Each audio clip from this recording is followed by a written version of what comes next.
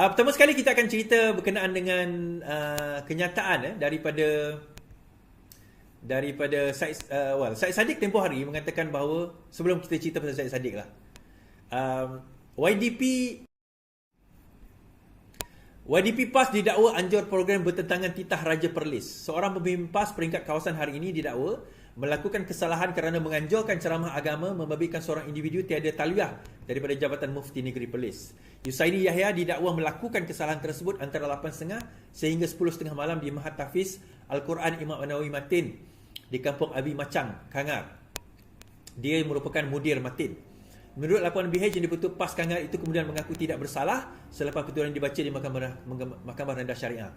Atas tindakan tersebut, Yusaini didakwa melanggar Seksyen 118 Enakmen Pentadbiran Agama Islam serta menghina kuasa raja pemerintah dan Badan Agama Islam Negeri. Mengikut pertuduhan, didakwa menggunakan program solat tarawih dan sembahyang santai bersama Muhammad Wadi Anwar Ayub. Yusaini didakwa bertindak secara bertentangan dengan titah rasmi Kerajaan Perlis, Raja Perlis, Tuanku Syed Sirajuddin Putra Jamalul Lail mengenai pematuhan tarikh dasar dan peraturan berkaitan hal ehwal Perlis. Okey. Nah, ada nanti yang tuduhkan, inilah kerajaan yang cuba menghalang ceramah. Pertama, itu Kerajaan Perlis Bai. Kerajaan Perlis sekarang ini di bawah PAS Bai. Tetapi dia sebenarnya macam ni, tauliah ni tak ada kena-mengena dengan kerajaan negeri pun. Even kalau DAP pun memerintah, dia tak ada kena-mengena, tauliah ni tak ada kena-mengena dengan kerajaan negeri. Tauliah ni adalah bidang kuasa Majlis Agama Islam Negeri.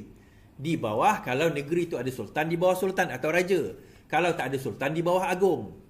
Sebab itu ada orang hairan tu, kenapa agung berucap di Sabah dan Sarawak kan, terutama di Sabah lah berkenaan dengan bantuan dan sebagainya kurang. Sebab di bawah negeri yang tidak ada sultan, maka Majlis Agama Islam itu direct di bawah agung, dipantau atau bukan dipantau tapi macam mana kata, custodian dia adalah TYT, tetapi directnya adalah yang di Pertuan Agong. Kita kena faham benda itu dahulu.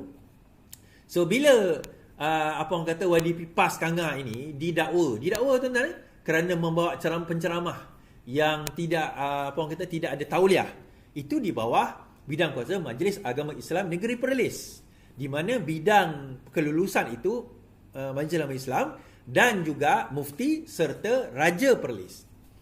Tapi negeri itu memanglah PAS yang memerintah. Arti kata, even orang PAS sendiri tak nak mematuhi peraturan-peraturan yang ditetapkan oleh kerajaan negeri. Itu je cerita dia. Tapi dia tak mengaku bersalah, biarlah. Itu dia yang akan tentukan nanti. Okey, saja kita nak buat cerita itu sebenarnya. Saja je. Kan, saja. Saja je itu. Okey. Baik. Sebetulkan mic. Okey. Cerita demo anti Zahid. Demo kebencian anti Zahid tukar tempat lagi. Perhimpunan Ibu Negara bagi membantah keputusan Timbalan Perdana Menteri dilepaskan tempat dia bebas daripada kes rasuah bertukar tempat lagi. Penganjur hari ini mengumumkan lokasi baru di Kampung Baru. Ini lokasi ketiga setelah pengumuman awal Sabtu ini. Yang dikatakan ditukar daripada Sogo, tukar kepada Bukit Bintang, sekarang tukar kepada Kampung Baru. Nah tuan-tuan, isu dia adalah, saya dengar cerita dia orang nak tukar kepada zoo pula. Zoo negara. Betul ke? Dia demonstrasi anti kebencian. Ini bukan demonstrasi selamatkan rakyat Malaysia. Dia demonstrasi kebencian sebenarnya. Dia satu demonstrasi kebencian. Kenapa saya kata demonstrasi kebencian terhadap ataupun anti Zahid? Betul lah tu. Demonstrasi anti Zahid tu. Kenapa tuan-tuan? Sebab demonstrasi itu bertujuan untuk menentang pembebasan Zahid. Tetapi kerajaan yang sama juga membebaskan antara lain adalah Muhyiddin Yassin. Kerajaan ini juga yang membebaskan Muhyiddin Yassin. So yang peliknya, kalau dia bantah Zahid dibebaskan, kenapa dia tak bantah Muhyiddin Yassin dibebaskan? So rasanya wajar tak kita buat satu demonstrasi membantah pembebasan Muhyiddin Yassin? Tuan-tuan, ujung dia, ini bukan kuasa PMX, bukan kuasa Saifuddin Nasution pun. Ini adalah bidang kuasa kehakiman, bidang kuasa AG Chambers, Peguam Negara, bidang kuasa mahkamah. Dan AG itu sendiri, Peguam Negara itu sendiri, dilantik oleh siapa tuan-tuan? Dilantik pada zaman Muhyiddin Yassin memerintah. Peguam Negara itu dilantik pada zaman Muhyiddin Yassin memerintah. Tu kadang-kadang saya pelik masa zaman Muhyiddin Yassin dibebaskan dari tempoh hari baru-baru ni. Muhyiddin Yassin digugurkan kerana charge dia tak betul. Saya pelik, itu makanan hari-hari AG. Macam mana charge boleh salah? Charge tu boleh defect, tuan-tuan. Benda yang hari-hari makan, yang AG hari-hari buat, tapi boleh defect. Kemudian saya teringat balik, iyalah, peguam negara yang dilantik itu sebelum dia bersara adalah peguam negara yang dilantik oleh Muhyiddin Yassin. Jadi kalau tuan-tuan nak kata bahawa ini ada campur tangan ataupun ada orang kata apa, daulah terpendam ataupun whatever state dan sebagainya, kita kena panggil balik Idris Harun, bekas peguam negara, untuk memberi penjelasan kenapa kes Zahid itu digugurkan, kenapa kes Muhyiddin Yassin itu tidak defektif, cacat dia punya pertuduhan dia, kan? Cacat pertuduhan dia itu satu benda yang sangat pelik, tuan-tuan. Benda yang sangat asas seorang peguam, mana-mana peguam, kalau kita belajar undang-undang pun, benda yang paling asas adalah berkenaan dengan iaitu forming the charge. Itu dia nak apa orang kata, dia nak mainkan isu tersebut. Padahal yang melantik AG itu, kalau kita kata seolah-olah macam AG ada campur tangan dalam isu. Ya, mungkin saya kata ya dia campur tangan. Mungkin dia campur tangan, tetapi kalau dia campur tangan, memanglah sebab itu arahan dia kan finally. Tapi campur tangan itu kalau kita fikir logiknya, yang melantik dia pun kita kena persoalkan juga pembebasan Muhyiddin Yassin. Sebab yang melantik dia adalah Muhyiddin Yassin. So, boleh tak kita kata bahawa pembebasan Muhyiddin Yassin itu disebabkan oleh dia? Kerana Muhyiddin Yassin. Bolehkah kita kata macam tu? Satu persoalan, tuan-tuan, big question mark. Saya tak menuduh, tapi kalau sekiranya AG nak, AG kena jelaskan lah. Adakah terdapat arahan daripada Muhyiddin Yassin di mana dia dibebaskan? Dan dalam masa itu Saifuddin kata PN tak hormat Hari Malaysia, pilih berhimpun 16 September. Menteri Saifuddin berkata PN tidak menghormati sambutan Hari Malaysia kerana memilih tarikh 16 September untuk mengadakan bantahan di ibu negara. Pada hari ini beliau telah mengatakan bahawa PN tidak hormat kepada Hari Malaysia. Kita kata dia sebut macam ni lah, tuan-tuan. Macam mana dia nak hormat kepada Hari Malaysia? Dia macam ni. Macam mana dia nak hormat kepada Hari Malaysia? Bagi saya, PN tidak mewakili, tidak represent bangsa-bangsa pun di dalam Malaysia. PN kata dia mewakili Melayu. Sabah Sarawak, kita majoriti bukan Melayu. Di Sabah Sarawak, majoriti bukan Melayu.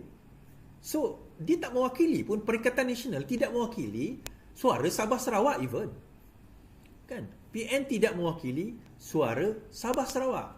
Jadi macam mana dia kata dia mewakili Malaysia? Dan kalau dia tidak mewakili suara Sabah Sarawak, apatah lagi, sebab kita kena faham Hari Malaysia ni adalah di mana Hari Malaysia itu ditubuhkan pada waktu itu bersama Persekutuan Tanah Melayu, Singapura, Sabah dan Sarawak. Dan majoriti penduduk di Sabah dan Sarawak ni bukanlah orang Melayu. Majoriti dia bukan orang Melayu. Jadi bila tiba pada Hari Malaysia, Perikatan Nasional tidak ada hormat kepada Hari Malaysia. Kenapa tak hormat pada Hari Malaysia? Sebab Hari Malaysia ini adalah gabungan pelbagai bangsa dan pelbagai agama. Kan? So dia merasakan bahawa mereka champion hanya kepada satu bangsa dan kepada satu agama je. So that's why dia tak ada rasa hormat terhadap Hari Malaysia ni. Tak, terus terang saya cakap, tuan-tuan. Tuan-tuan nak terima tak nak terima tu pulang. Dia tak ada hormat pada Hari Malaysia sebab dia tak memandang Hari Malaysia ni sebagai satu hari penting. That's why kenapa digunakan hari ini untuk tujuan dia nak justifikan politik, politik maneuver politik dia. Itu yang dia cuba nak lakukan. Nak justifikan konon-kononnya itulah langkah terbaik untuk anti Zahid.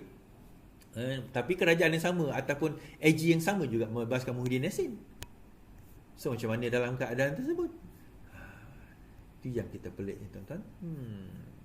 Baik, kita buat cerita sadik-sadik lah. Bosan lah cerita PN ni. Tapi tak tahulah, kalau tuan-tuan nak join juga apa orang kata demonstrasi hari kebencian, teruskanlah. Tuan-tuan juga punya pasal, saya tak nak kisah je lah. Kan, negara demokrasi. Tapi kata polis, sampai sekarang, saya baca berita tadi, sampai sekarang, sampai tadilah berita ini ditulis, apa orang kata, tidak ada lagi permit yang dihantar. Tidak ada lagi permit yang dihantar. Sekejap mana saya baca tadi setakat tadi tidak ada permit yang dihantar kepada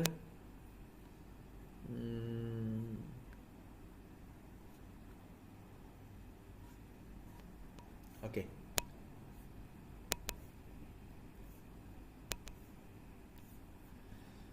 Baik, saya baca. Penganjur himpunan belum kemuka notis. Polis nasihatkan jangan sertai. Penganjur untuk 2 perhimpunan dirancang pada dalam segmen ini belum menyerahkan notis kepada polis, kata Ketua Polis Negara, Ketua Polis Kuala Lumpur, Alauddin Abdul Majid. Setakat ini kedua-dua kumpulan terbabit, Sekretariat Gerakan Selamatkan Malaysia di bawah PN yang menganjurkan Himpunan Selamatkan Malaysia serta kumpulan Baju Merah yang diketuai oleh Pengerusi UMNO Sungai Besar Jamal Yunus belum menyerahkan notis. Sebab Jamal nak buat satu demo, sekarang ini menentang pula. Alauddin berkata notis itu sepatutnya diserahkan 5 hari sebelum perhimpunan. Sepatutnya notis itu diserahkan kepada kita 5 hari sebelum perhimpunan. Tindakan itu boleh diambil mengikut akta perhimpunan. Alauddin berkata polis telah memastikan semua dalam keadaan terkawal. Dia menasihatkan supaya orang ramai tidak menyertai program berkenaan. Ini sehari ini ya. So setakat ini kalau 5 hari tak sempat lah sebab 2 hari lagi. So kalau 5 hari memang tak sempat. So kita tengoklah sama ada dia jadi macam bendera hari tu kan, logo hari tu kata tak nak guna perkara yang sama, tak nak guna logo yang sama, tak nak guna logo dan juga hari kebangsaan yang sama. So akhirnya dia orang tarik balik kenyataan tersebut.